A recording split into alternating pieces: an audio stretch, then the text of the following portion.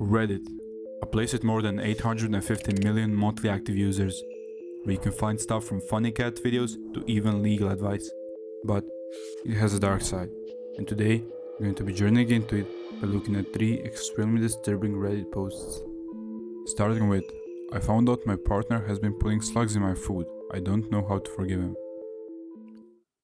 Our story starts on March 13, 2022, when a Reddit user by the name of u/smallb197 would come forward on the r/relationships subreddit.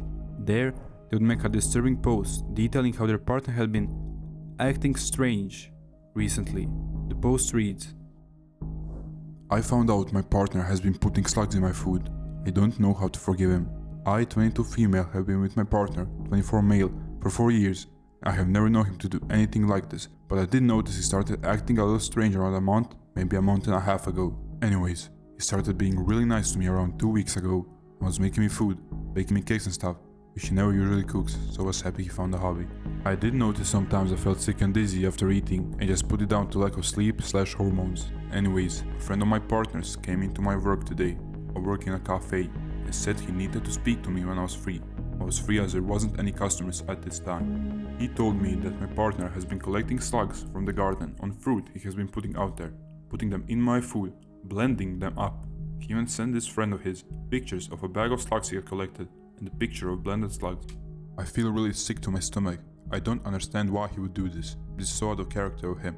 I asked him why he was doing it. He accused me of snooping through his messages, which I would never do, and got so angry at me for not being able to take a joke.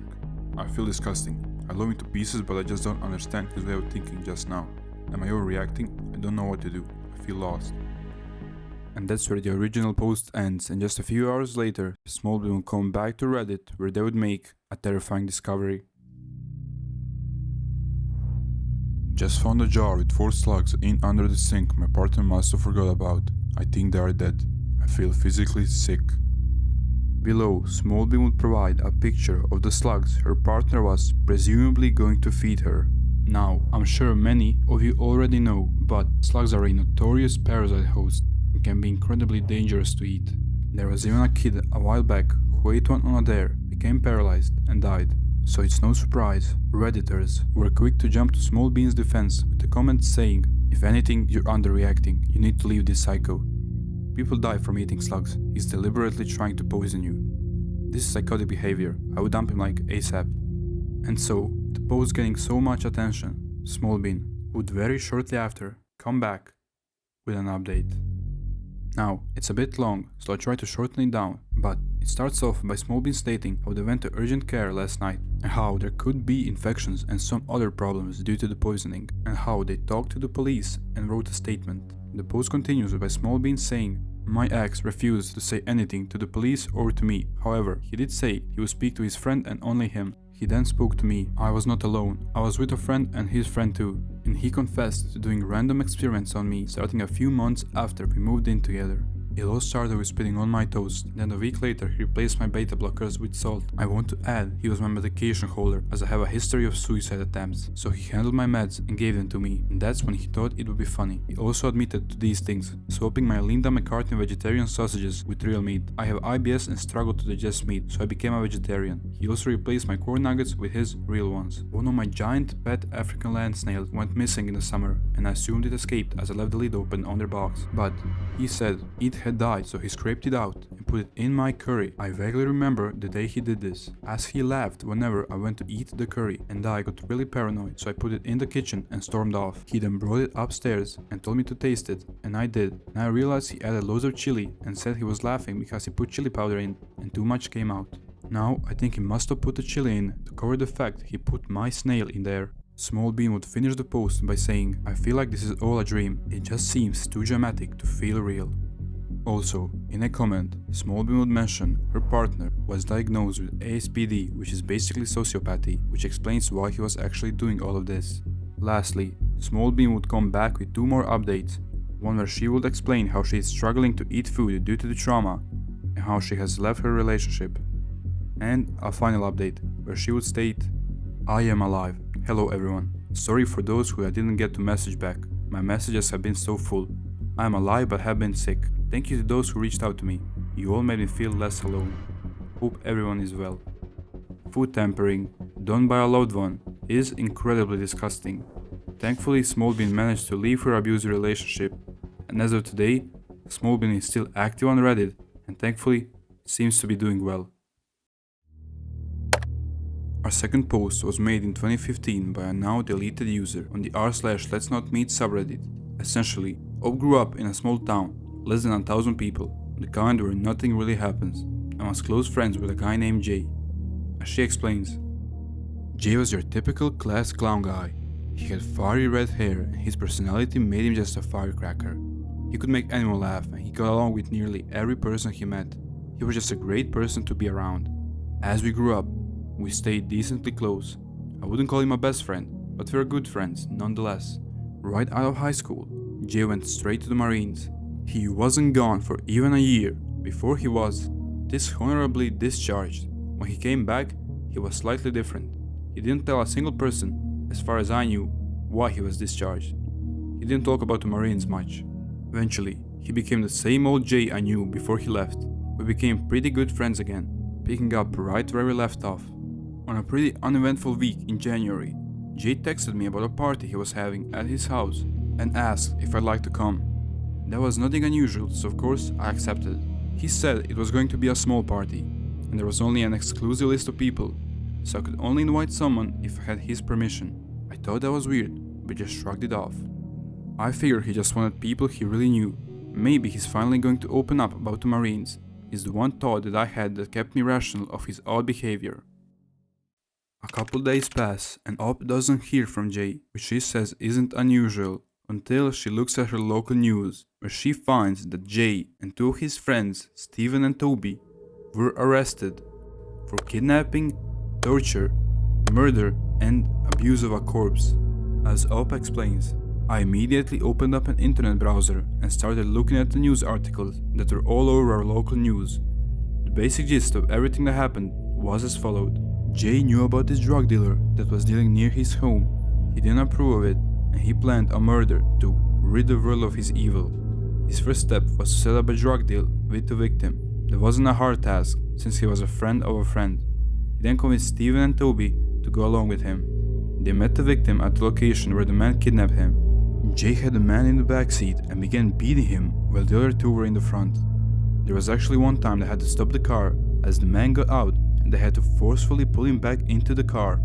They took him to the woods where they began to torture him. Jay did most of the torture, with a little help from Steven, by assaulting the man with his fists, choking him almost to the point of unconsciousness, and beating him with a metal bar. At one point, after Jay had enough of the torture, he slit the victim's throat and stabbed him repeatedly in the chest with a knife they had brought. After Jay was sure the victim was dead, they dumped the body in a field, only for them to return the next day to dismember the man. They decapitated him, then cut off his arms, hands, legs, and feet, leaving his torso without any limbs attached to it. After a couple of days, Toby couldn't take it and ended up confessing to the murders to the police. He told them every gory detail, and he disclosed all of the locations he knew about. The police arrested Jay and Steven, and after showing them the evidence, they pleaded guilty to the murder as well. Jay was sentenced to life in prison, Steven was sentenced to 45 years, while Toby was sentenced to 35. Also, in a comment, the mods of the subreddit mentioned that Op has verified to the mods that this grisly murder and subsequent incarceration did indeed happen. Verified. Someone also found a news article where the details of the story seem to align perfectly. So, taking all of that into account, it's safe to say that this murder did indeed happen. Lastly, Op would finish her post off by saying, "Needless to say, I was shocked. Everyone was blowing up my phone, asking if I'd heard about Jay and what I thought about it. The day before the party, I texted Jay's roommate, Jake. Our text conversation is as follows. With everything that happened, I'm just going to guess you aren't doing any party this weekend, right? What are you talking about? You know, everything with Jay. It wouldn't make sense to have a party I was planning. It would be kind of creepy, Jake. I know what happened with Jay, but I have no idea about a party. Jay said there was a party at your house this weekend. It was going to be a small get-together. There was no party planned for this weekend, at least none I was aware of. I was supposed to go out of town and visit my family, but with everything that happened, I canceled those plans. I texted quite a few other mutual friends of ours. None of them had heard of a party either. I remember Jay saying it was just a small party, but not even his absolute best friend had heard of it. There are many times I wonder what could have happened if Toby never would have confessed. What if I would have went to Jay's party no one else heard of? The possibilities of what could have happened are endless. After I found out there wasn't a party, I changed my number and I moved to a completely different town. I go back every now and again, but I don't tell anyone I visit until I show up, just in case Jay gets paroled and wants to finish our party. Our third and final entry was posted in 2012 titled The Bridge. Op explains how they grew up in Wales, UK, and how one night he and his friends were bored and they decided to explore the inside of a bridge they found. They observed a manhole cover which they believed to be the entrance. As Op explains, it wasn't long before we had removed the heavy steel disc and had started descending the ladder down into the structure. Once we had all safely reached the bottom, we decided to progress to the other side. At this point, we are totally confined into the narrow space that leads into the main area. I reached the end first, and let me tell you, I have never felt the same sense of dread before or since. In front of me was a single fold-away chair, positioned facing a wall. On the wall was a partially torn page from a newspaper or a magazine showing a fully naked lady in an erotic position.